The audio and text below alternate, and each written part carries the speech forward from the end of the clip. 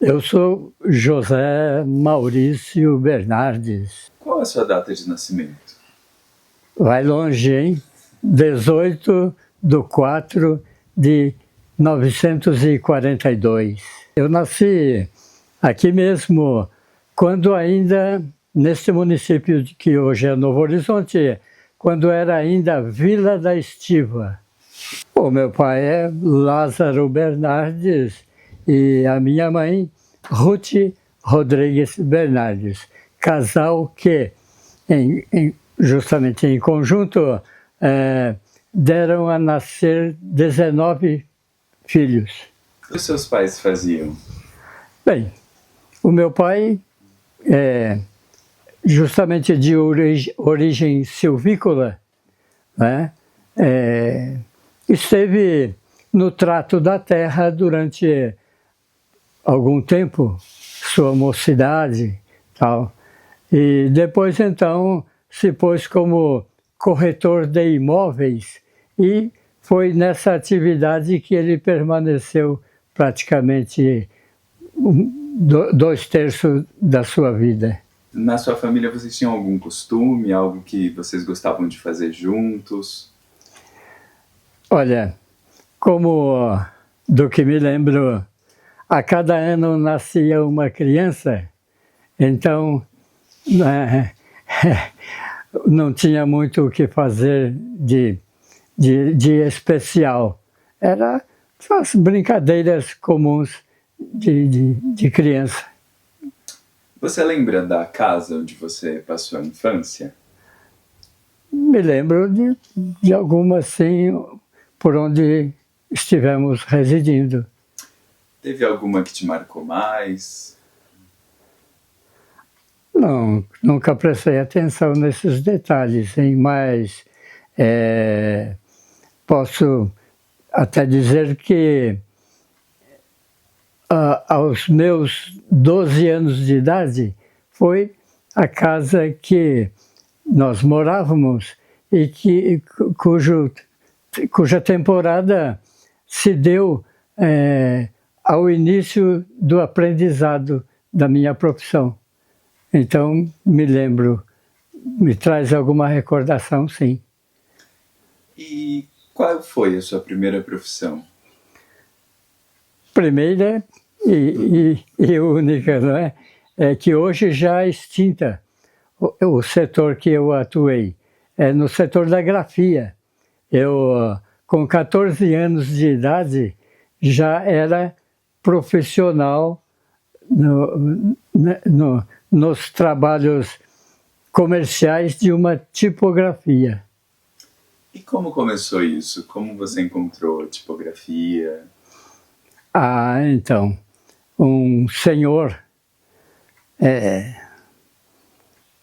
indicou-me, perguntou-me, porque então, antes de ingressar nesse setor, eu já desde 8 anos de idade, com uma cesta na mão, percorri algumas ruas do município, vendendo banana, às vezes jabuticaba, tal, né? Então, trabalhei uma temporada numa fábrica de doce, estive trabalhando algum tempo curto também numa vidraçaria, fazendo balainhos para as mudas de café, que na ocasião, esta região, a agricultura era café, né? E então, de maneira que, então, estive em vários outros setores, até que aos 12 anos, um senhor, que é gerente de uma loja, me via passar correndo. Ia para casa almoçar e correndo, e voltava correndo, né? Nessa ocasião eu estava trabalhando numa engraxataria, né? E então ele chamou a minha atenção e perguntou-me se eu trabalhava, disse que sim, e então ele perguntou-me se não gostaria de aprender uma profissão. imediatamente disse, sim senhor, sim senhor. E ele então indicou-me o local e foi assim que comecei. Entrei para fazer a faxina na gráfica, mas não fiquei uma semana fazendo a faxina. Já nos primeiros dias da minha estada por ali, o patrão certamente percebeu que a minha curiosidade iria me tornar um funcionário mais habilitado na empresa e conseguiu um outro menino para fazer a faxina. E eu, então, já fui recebendo as primeiras instruções. E de onde você acha que essa sua curiosidade se originou? Então, ora, por ser descendente de silvícola, fica meio difícil, né, dizer, mas eu sempre tive curiosidades. Tenho que registrar aqui que o meu pai, neto de silvícolas, né, teve a sorte de ter sido alfabetizado. Uma sorte na vida. E então o meu pai me alfabetizou aos 5 anos de idade. Em 1947 eu lia o jornal O Estado de São Paulo, que meu pai comprava para mim ler, né? E então acredito que daí veio as curiosidades, né, que eram muitas, porque ainda existiam resquícios da guerra, né? E aquilo me chamava muito a atenção. Então, lia o jornal inteiro, do cabeçalho à última linha, né? E acredito que esse detalhe despertou em mim, sim, esse meu jeito de curiosidade, que permanece, mas bem ao longe, porque atualmente as minhas curiosidades já se esvaiaram, por causa da idade, acho que justamente, né, avançada. O senhor mencionou que foi graças ao seu pai, o hábito do jornal, ele também lia, foi uma coisa que ele te passou, ou... Então, não, o meu pai, quer dizer, eu com 5 anos de idade, ele mesmo fez um quadro negro, né? E comprou uma caixa de giz, né? E aquilo para mim despertou, porque então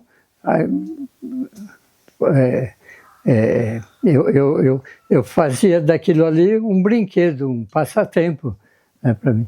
Então, acredito que sim. Agora, o meu pai não lia o jornal, não lia, não. Ele comprava exatamente para mim ler. Esse foi um hábito que você continuou com os seus filhos? Sim. Sim. Eu participei da geração de 3 filhos. Os meus filhos nasceram em São Paulo, porque aos 16 anos de idade, né, com 14 eu já era profissional, fazia todas as tarefas de uma tipografia, e então, aos 16 anos, em 1958, fui levado para São Paulo, já para trabalhar com emprego já acertado. E fiquei por lá durante uns 60 anos, mais ou menos, né? E travou. E então, o senhor meu pai, a minha convivência com ele foi até os 16 anos de idade. E como um silvícola alfabetizado, o meu pai, então, como já citei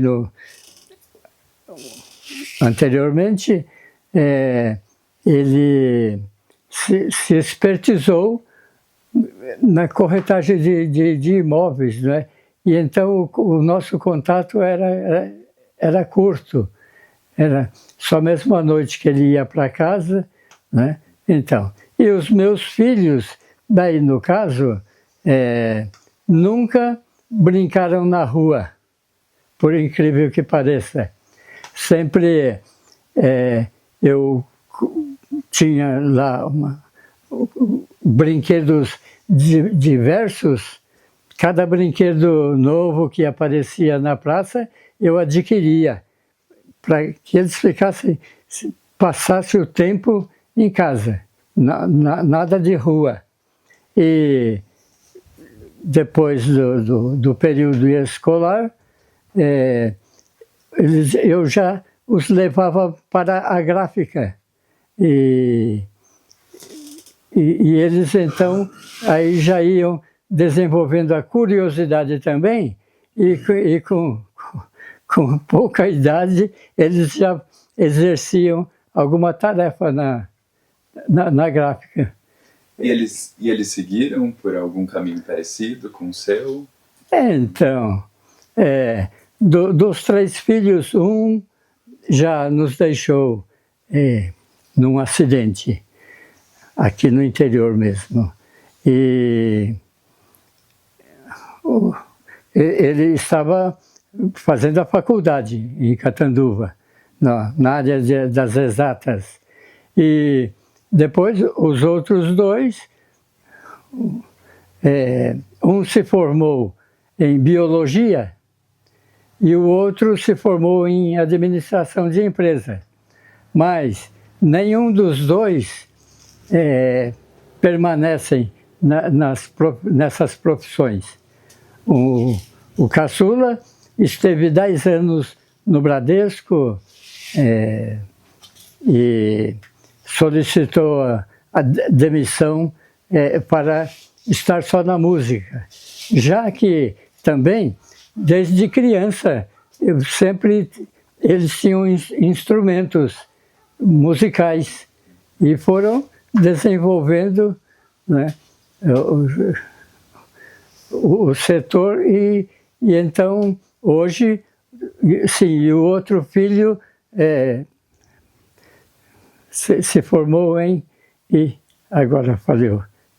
Não, pode ir. Rapidamente. É o que trata da vida. Trata da vida. Que cuida de... Puxa vida, não é agrônomo, mas é qualquer coisa nesse sentido, com plantas e com... Agronomia? Não é agronomia. Zootecnia. Poxa, que engasgada feia. Hein? Também, hein? Depois de falar um bocado de tempo, agora apareceu um branco aqui na minha memória. O senhor quer dar uma pausa? A gente dá uma pausa. Sim. Recobrei a memória aqui, não só ajudado pelos companheiros aqui presentes. Então, o outro filho se formou em biologia, lecionou um curto espaço de tempo, mas não se deu bem com sala de aula. E como também já manobrava bem uma guitarra, né, ele se tornou então guitarrista e vive da música. E o caçula, depois dos 10 anos de Bradesco, chegou a ser um dos gerentes de uma das agências, sempre me reclamava: pai, eu não aguento mais, é muita coisa para fazer no banco. Filho, mas ali você tem garantias. E ele então disse-me numa ocasião: pai, num final de semana com 3 shows, um na sexta, outro no sábado e outro no domingo, eu ganho mais do que o mês inteiro como gerente, um dos gerentes do Bradesco. Aí não teve como, né, eu liberá-lo, né? E ele então se demitiu, pediu a demissão, foi atendido e vive, né, da música, os meus 2 filhos. Mas o primeiro que morreu num acidente aqui, também aos finais de semana se apresentava num restaurante que tinha aqui na cidade, né? Era praticamente um único restaurante com uma certa classe, né? Então se apresentava com um outro menino, né? Tocando e cantando. O que você faz hoje?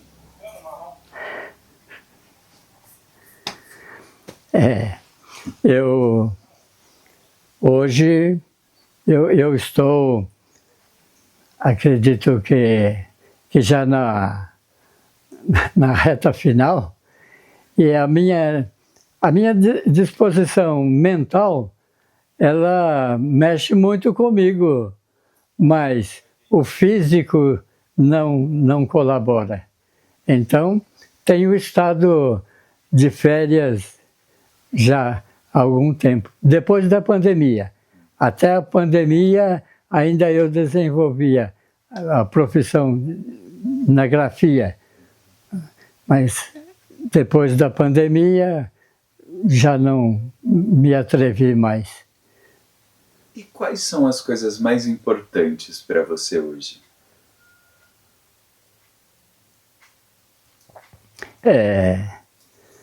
De importância,